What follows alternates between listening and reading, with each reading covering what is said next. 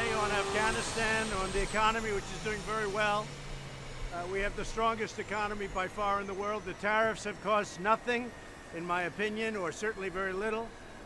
We have import prices from and through July, all the way through July, and they're down 1.8%, so that the import prices have actually gone down. China is eating the tariffs because of monetary manipulation. Also, they're pouring a lot of money into their country because they don't want to lose jobs. They're losing, as you probably know because you reported it, but they lost over 2 million jobs in a short period of time.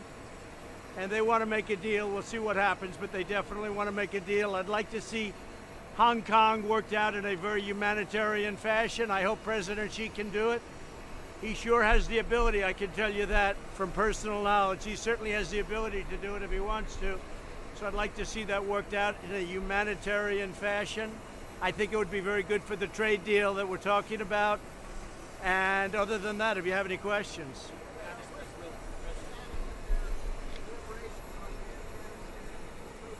Well, we're looking at Afghanistan. We're talking to Afghanistan, both the government and we're also talking to the Taliban, having very good discussions. We'll see what happens. We've really got it down to probably 13,000 people, and we'll be bringing it down a little bit more, and then we'll decide whether or not we'll be staying longer or not. We're having very good discussions with the Taliban. We're having very good discussions with the Afghan government. I think just that we've been there for 19 years. We're like a police force, and that's about it, frankly. I think it's very important that we continue intelligence there in all cases, because it is somewhat of a nest for hitting us. If you look at what happened with the World Trade, it essentially came out of Afghanistan. Most of the people, I think, they may not have come from Afghanistan originally, but that's where they were taught. So there's a big argument to be made, and I buy that argument. You know, it's very tough when somebody says, well, this is a big breeding ground, and it is a breeding ground. And we have things under control very well with a small force. We can probably make it a little bit smaller, and then we'll decide. It'll depend on the Taliban. It'll depend on the Afghan government. But there is a case to be made, and the case also is that we're going to be leaving very significant intelligence behind for just the reasons I stated. I can't comment on that. Can't do it, Maggie. Well, I think President Xi obviously has this in mind because he probably would have acted faster. So I think he has at least something in mind having to do with trade, because it's something he could do fairly easily. It could be, unfortunately, very ruthless. So I do think it plays on his mind, and I do think he is thinking about what I've had to say. It would have an impact on trade. There's no question about it. A little louder, Maggie. Well, Greenland, I don't know, it got released somehow. It's just something we talked about. Denmark essentially owns it. We're very good allies with Denmark. We protect Denmark like we protect large portions of the world.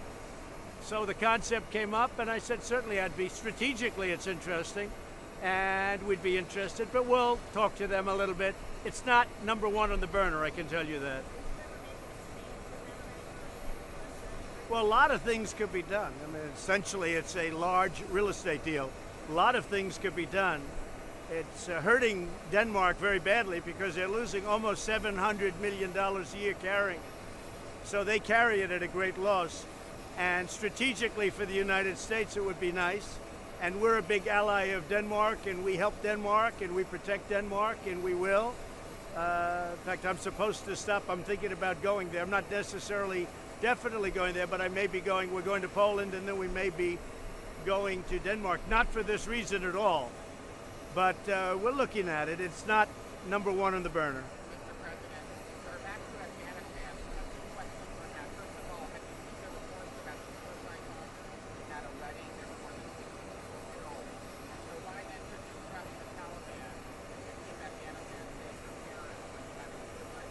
Well, I'm not trusting anybody. Look, I'm not trusting anybody. It's a horrible situation that's going on in Afghanistan. It has been for many years. Russia tried to do something, and at the time they did it, they were the Soviet Union, and now they're Russia. They spent all their wealth on trying to do something in that land. There have been many, many great nations in that land. It's a difficult territory. There are a lot of very good people there, I will say, but they're also good fighters. We have it very much under control as far as what we're doing, but the rest is, you know, a lot of bad things happen in Kabul, a lot of bad things are happening in Afghanistan, and some very positive things. But we would, look, we're there for one reason. We don't want that to be a laboratory, okay? It can't be a laboratory for terror. And we've stopped that, and we have a very, very good view. I mean, some things are going to be announced over the next couple of weeks as to what happened, who's been taken out. A lot of people have been taken out that were very bad, both ISIS and Al-Qaeda. Senator Lindsey Graham said that for you to withdraw the U.S. troops from Afghanistan and accept the Taliban would be the biggest mistake since Obama ran nuclear. Well, I guess that means Lindsey's a very tough man, isn't he, huh? Okay, what else?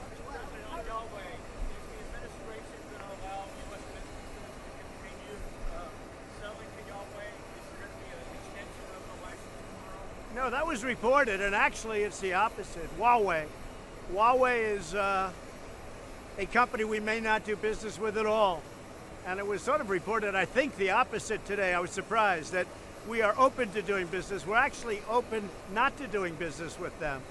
So I don't know who gave the report.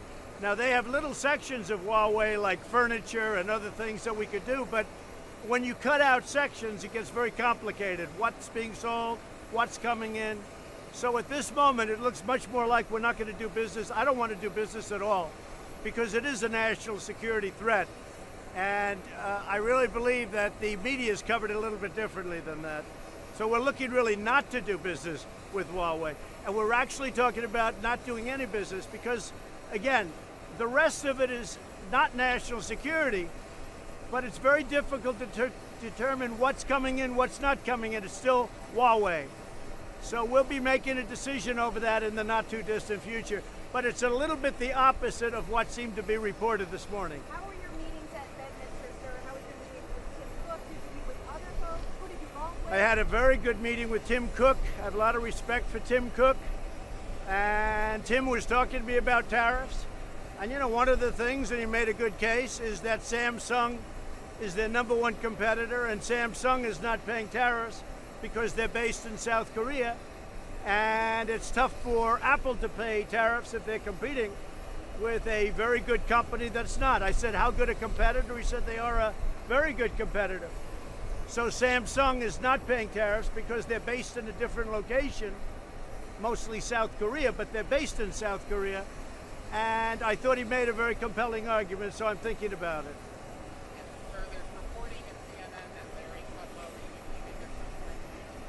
Well, I hope not. I love Larry Kudlow. I think he's done a fantastic job. He has been going through health problems, as you know.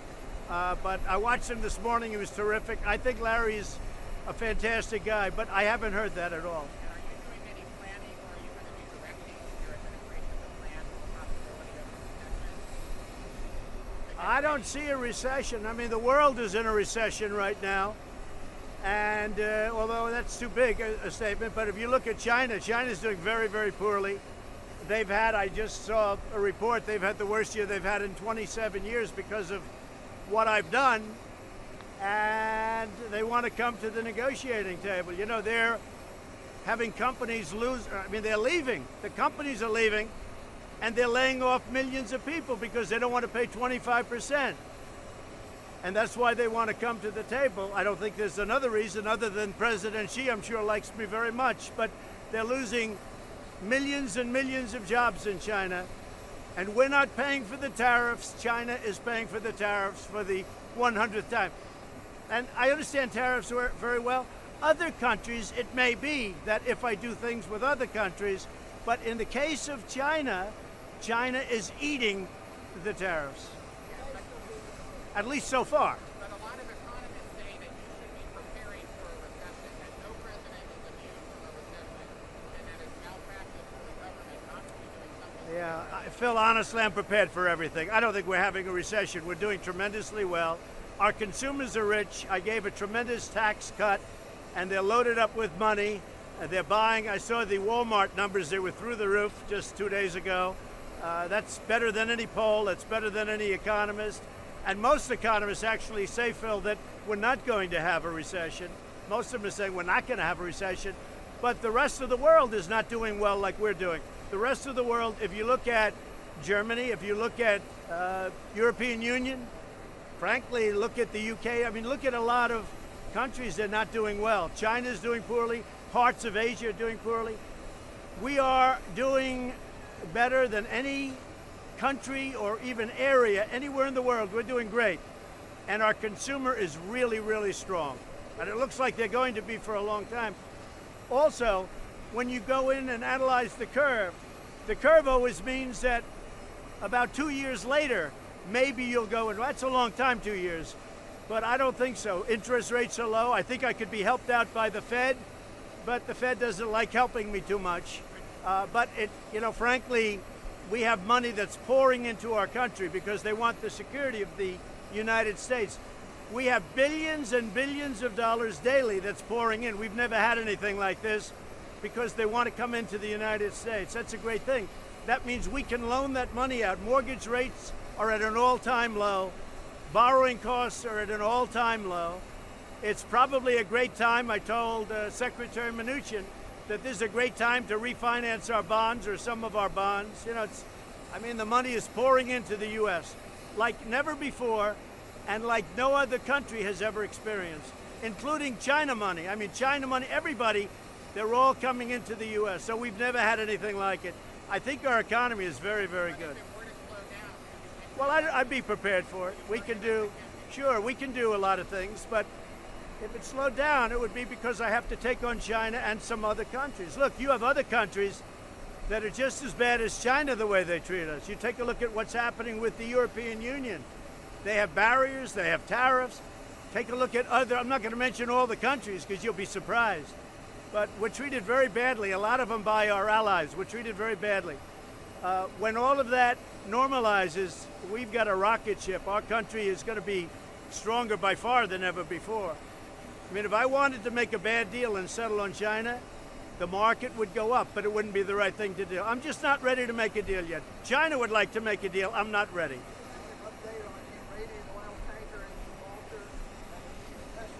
No update other than Iran would like to talk. Also, I have to say also, China wants to talk, but Iran would like to talk. They just don't know quite how to get there. Look, they're very proud people, but their economy is crashing. It's crashing.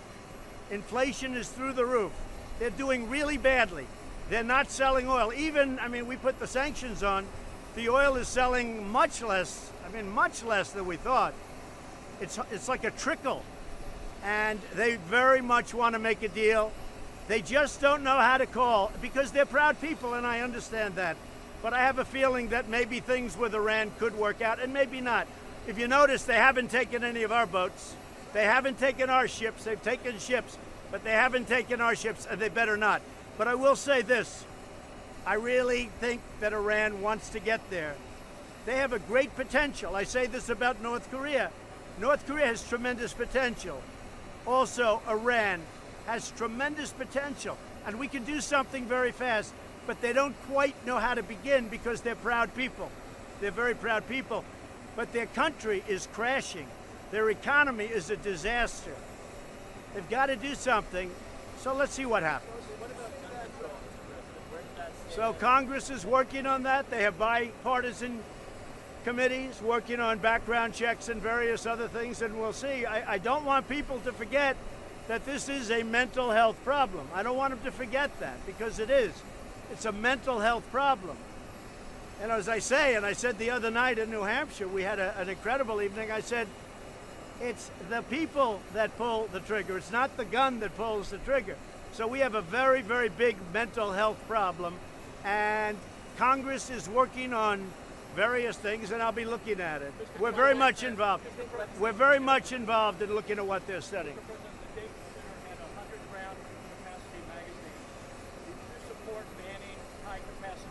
Well, we're going to look at a whole list of things, and I'll make a determination then. But I will say Congress is now, as you know, meeting in a bipartisan way. We'll see what happens.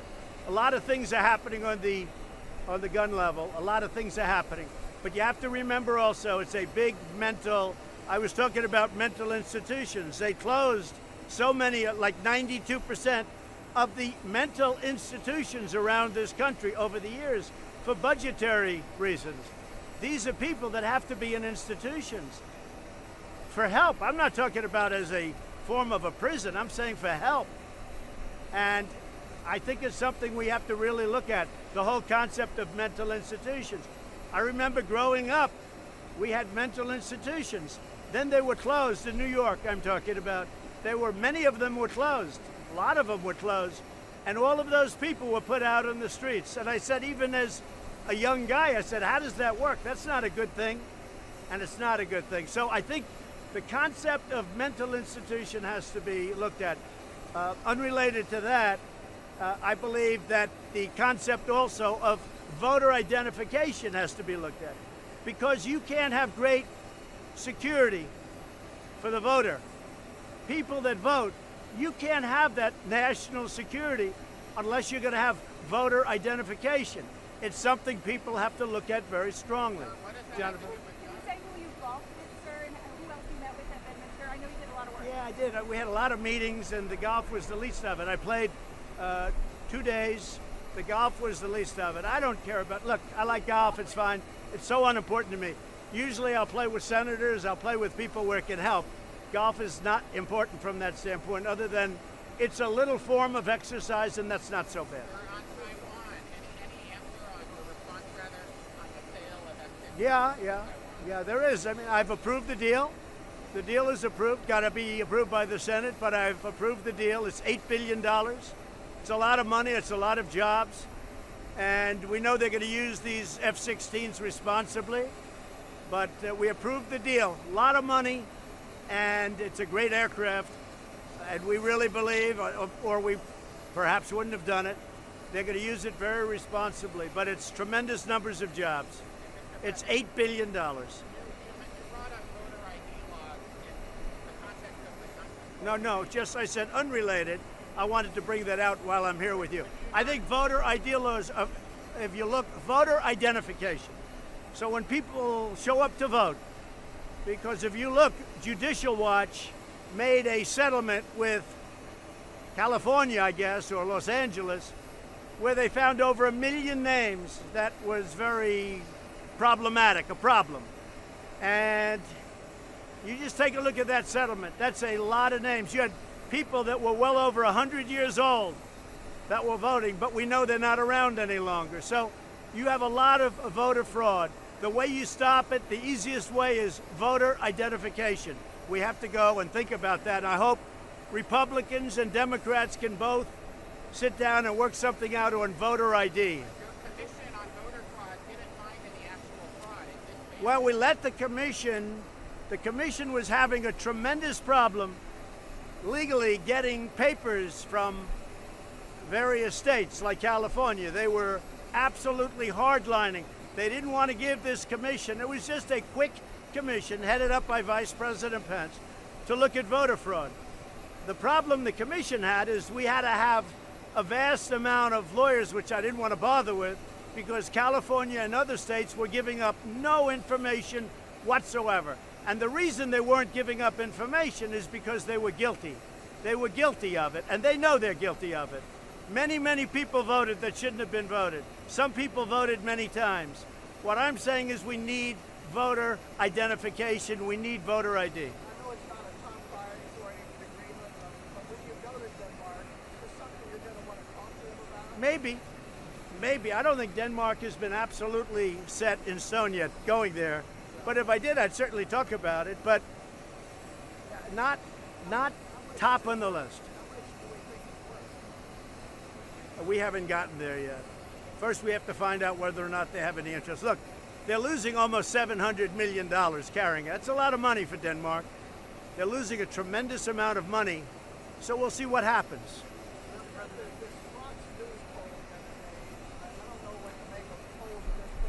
Well, Fox has always given me, I'll tell you, Fox is a lot different than it used to be, I can tell you that. Juan Williams. Then they have the wonderful woman that gave Hillary Clinton the questions. That was a terrible thing. And all of a sudden she's working for Fox. What's she doing working for Fox? Fox has changed. And my worst polls have always been from Fox. There's something going on at Fox, I'll tell you right now. And I'm not happy with it. I don't know what's happening with Fox, but when they have like a Juan Williams who's never said a positive thing, and yet when I show up at the Fox building, he's out there, "Oh, sir, could I have a picture with you? Could I have a picture?" And he was 100% nice. I mean, you've never asked me for a picture. I have not. Should the Murdoch change the management at Fox? Or will they No, they have to run it the way they want to run it. But Fox is different. There's no question about it. And I think they're making a big mistake because Fox was treated very badly by the Democrats. Very, very badly, having to do with the debates and other things. And I think Fox is making a big mistake because, you know, I'm the one that calls the shots on the really big debates. I guess we're probably planning on 3 of them. And I'm not happy with Fox. I'm certainly happy. I think Sean Hannity and Lou Dobbs, and I think Tucker Carlson and Laura and Jesse Waters and Janine. We have a lot of great people. Even Greg Gutfeld, he wasn't good to me 2 years ago. Now he sees all I've done. He said, "Would you rather have a great president or a nice guy?" I don't know. I think I'm a nice guy. But nobody's done in 2.5 years what I've done. And I say that a lot, and very few people can challenge it. The first 2.5 years, nobody's done what I've done in terms of tax cuts, regulation cuts, the military, the vets, the choice, so many different things. Nobody's done that. Yeah. Can you clarify what you meant when you said that you don't want to do business with Huawei? Are you not going to extend this license for 90 days to temporarily allow? Well, I'm talking to my people, but ultimately we don't want to do business with Huawei for national security reasons. But not even a temporary extension? We'll see what happens. I'm making a decision tomorrow. It could be temporary, could be, and maybe not. But we're going to make a decision tomorrow. So I was asking about the Fox poll that they had you underwater in the games. I don't believe it. I don't believe it. Every place I go, we have lines outside. Then we have even phony stuff with that. You guys were in New Hampshire. Maggie was there. You saw that room was packed. And they had they had thousands of people outside. And then I see some phony website, some wise guys put up, that place was packed. And the New York Times actually saw that. And actually there was a massive flag behind, and even the seats behind the flag where you had no view. Because those people came down to be on the floor. But all of the people, any empty seat, you had the people come down to be on the floor because they were so far away. Plus you had a big flag. Look, we had, I think they said 17,000 people outside that couldn't get in. The fire marshals closed it at a certain level. The arena announced, I don't know the people at the arena, that I broke Elton John's record. And then I have fake news. The fact is that people tend, during a speech that I make, they love to come down to the floor if they're sitting in the high areas. And they're not allowed for fire reasons to have any more people. So that was an amazing evening. And you saw the enthusiasm. But we had a lot of people sitting behind that massive American flag that couldn't see. So they moved over and they moved down and they came down to the floor as the speech started. But Maggie Haberman was very fair, and she was there, and she saw the beginning of that speech. Every seat was packed. But then they tend to come down. They do it all the time. Mitt Romney did his last rally the night before the election and ended up losing the election. Oh, I don't know. I fell. What can I tell you? Do I think I'm going to win? Yes. Do I think I have more enthusiasm now than I had before this, the 2016 election? Yes. I think you people do too. And some of you have reported it. I think there is more enthusiasm for President Trump than there was even for Mr. Trump. Because what I said that I was going to do, I did. The tax cut, the regulation cuts, the biggest in history. In 2.5 years, more than, and that's one of the reasons our jobs are so good, because of the regulation cuts. So why can't you tell us whether you talked to President Xi? I just don't want to comment on that. Is there a call set up for next week? Well, I can speak to him anytime, but he understands how I feel. I just can't comment as to whether or not I spoke to him. But I will tell you this. We're having very, very substantive talks with China. and with others, but with China. I can't believe it. You know, I tell you, I've never seen 2 million people. When you talk about crowd size, Maggie, those are serious crowds, the Hong Kong crowds. I mean, that when they said 2 million people on the streets, that really looked like 2 million people on the streets.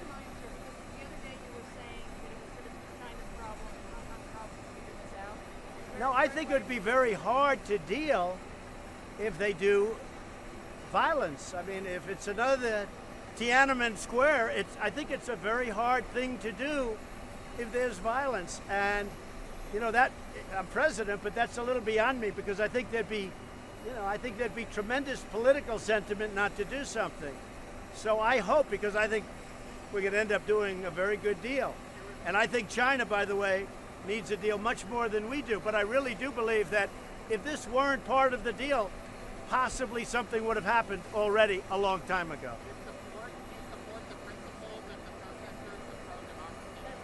Well, I'll tell you what I do support. I support liberty. I support democracy. I understand what's going on very well over there. I'd love to see it worked out in a humane fashion.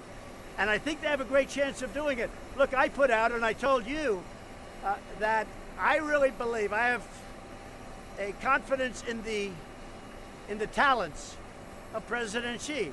I think if he met with the protesters within a very short period of time, they would work something out that's good for everybody. I really believe that. He's a very talented man. I mean, aside from everything, he's a very talented man. He's very smart, very talented, and I know him well, probably as well as anybody.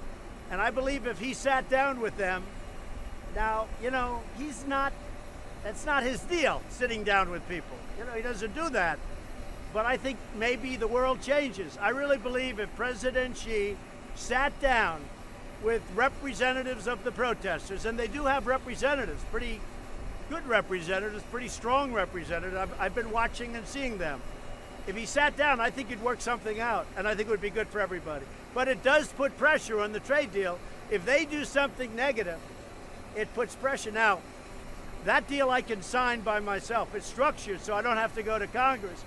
But I respect Congress. I respect the views of Congress, and I respect, most importantly, the views of the people of our country. And I think it would be much harder for me to sign a deal if he did something violent in Hong Kong. President Trump, can you support cutting $4 billion in foreign aid? Are you talking about the rescission? Yeah, I support many of those things. We'll negotiate it out. But, I've cut back a lot on countries. We give billions of dollars to countries that don't even like us. And I've been cutting that a lot. We give billions and billions of dollars to countries that don't like us even a little bit. And I've been cutting that. And we just put a package of about $4 billion additional dollars in. And in some cases, I could see it both ways. In some cases, these are countries that we should not be giving to. How do you see that cutting aid to them as helping the United States, though? Does it make us safer? Does it make us I don't think so. No, I don't think so. And if I thought it would, I'd probably do it. But, I cut back $1.3 billion a year to Pakistan. And when I cut it back, I have a better relationship with, as you know, the president came in, and we have a great relationship. Prime Minister came in. We have a great relationship with Pakistan now. We had a really good meeting. So what happened, I cut back $1.3 billion. We have a better relationship now. I also cut it back on the Palestinians because they speak very badly about our country. So I cut it back on the Palestinians. We were paying $500 million a year. Now we're paying nothing. But I think we're going to get further because I could see opening that up again. I think we're going to do much better the way I'm doing it. We're trying to negotiate a peace deal. Everybody said that's the deal that's totally impossible. They talk about a deal between the Palestinians and the Israelis as the toughest deal you could possibly do, no matter what deal you're talking about. And I stopped payment on $500 million a year, but I think they're going to make a deal. And I think one of the reasons they'd want to make a deal is because of that, okay? Are you going to wait until after the Israeli elections to really put out your Middle East peace plan? I probably will wait but we may put out pieces of it. We have some very talented people. As you know, our great ambassador and others, we have some very talented people.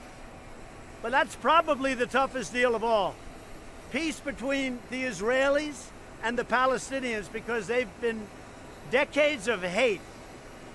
And it's tough to make a deal when there's that much hate. But I think I've helped it very much by saying, look, until there's a deal, we're not going to pay you anymore. And other people should have done that long before me. So these are things, when you talk about rescission, that's not part of rescission, by the way, but we have a lot of things like that in the rescission. Phil? Sir, you're heading back to Washington after a week off. Do you have any thoughts on the cabinet? Is the cabinet solid and going to stay in place? I think we have a great cabinet. Yeah, there'll always be people change because, you know, after you're going to be 3 years now, it's a long time. They're under a lot of pressure, but I think we have a great cabinet. I really do. I think our cabinet is terrific. Some of them will leave for a period of time. They may come back. I mean, the relationship I have is very good with the cabinet and with others. But you know, it's almost 3 years now, if you can believe it, right? And at a certain point of time, people do tend to leave. Are you still considering withdrawing from NAFTA if Nancy Pelosi doesn't bring up the USMCA on the House floor? Well, I haven't said whether or not I would, but I would say NAFTA is one of the worst deals ever made in the history of trade deals. If you look at NAFTA and you take a look at what it's done to our country, thousands of factories closed, millions of jobs, it's been a one-way street. And the USMCA is a great deal. The unions love it, the farmers love it, everybody wants it, but it's up to Nancy Pelosi. If she wants to put it for a vote, she's going to get overwhelming bipartisan support. And I view that as a bipartisan deal. I would imagine she'd put it up. There's an easy thing to do. It will be totally bipartisan, which is good for the Democrats and the Republicans, and everybody wants it. I mean, the unions like it. The unions hated NAFTA, but they love the USMCA. The farmers above all love it, especially the American farmers. Our farmers love it more than the other two sides. They love it. So a lot of good things going, but we have to see. They have to put it up for a vote. You know, it's political season, if you haven't noticed, so they have to put it up for a vote. You talked about the people coming back into the administration. Could Nikki Haley come back into the administration in any role? Yeah, at some point, maybe if she wanted to. Have you Yeah. been talking to her about that? I really haven't. I've been talking to a lot of people. No, I'm very happy with Mike Pence. I think Mike Pence has been an outstanding VP. I think that he's been incredible in terms of the love that a lot of people, especially if you look at the evangelicals and so many others, they really have a great respect for our vice president, and so do I. And so do, I think, most people. No, I wouldn't be thinking about that. A lot of people, you know, amazingly, they bring different names up, and they brought a lot of different names up, and that's by the way, at some point I'll let you know, but that's by the way standard. You know, that's standard. Everybody thought that President Obama was going to change Biden. They all thought that in the second term he was going to change. Everybody thought it, and he didn't do that. But no, I'm very happy with Mike Pence. Okay, thank you all. Thank you. Be a little clearer on the gun position. I don't The which one? your position on background checks and guns. So Congress is looking at it very strongly, bipartisan. I put in certain parameters which you somewhat know about. I'm also very, very concerned with the Second Amendment, more so than most presidents would be. People don't realize we have very strong background checks right now. You go in to buy a gun, you have to sign up. There are a lot of background checks that have been approved over the years. So I'll have to see what it is. But Congress is meeting, bipartisan. A lot of people want to see something happen. But just remember this, big mental problem, and we do have a lot of background checks right now. You're not willing to support having universal background checks. I'm not saying anything. I'm saying Congress is going to be reporting back to me with ideas, and they'll come in from Democrats and Republicans, and I'll look at it very strongly. But just remember, we already have a lot of background checks, okay? Thank you.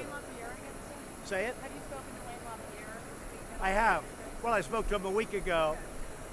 And look, I've had a great relationship with the NRA, and I will always have a great relationship. I've been very good for the NRA. If you just look, I mean, we have now 2 Supreme Court justices, great ones, and who would have thought that was going to happen in, long prior to 3 years. So we have 2. And equally importantly, we will have within another 90 days 179 federal judges. And I say thank you very much, President Obama, because he was unable to get them filled. I don't know what happened to him, but he was unable. So President Obama did not do his job, and I inherited 138 empty positions. And honestly, from his standpoint and the standpoint of where he's coming from, that shouldn't have happened. And we did do one other thing. I saw last night where some people were talking about criminal justice reform, very liberal Democrats. I'm the one that got it done. And I saw that and I said, you know, isn't it a shame? You do something, and I've had very conservative people wanting it and very liberal people wanting it. But if you take a look at that reform package without Donald Trump, it doesn't happen. And you know what? I don't need the credit. I get enough credit. But they never even mentioned my name. And these were people that were begging me to do it, calling me, begging me like you've never seen. And now that criminal justice reform is done, beautiful package, wonderful, they don't even mention my name. So stupid, so stupid. Thank you, thank you.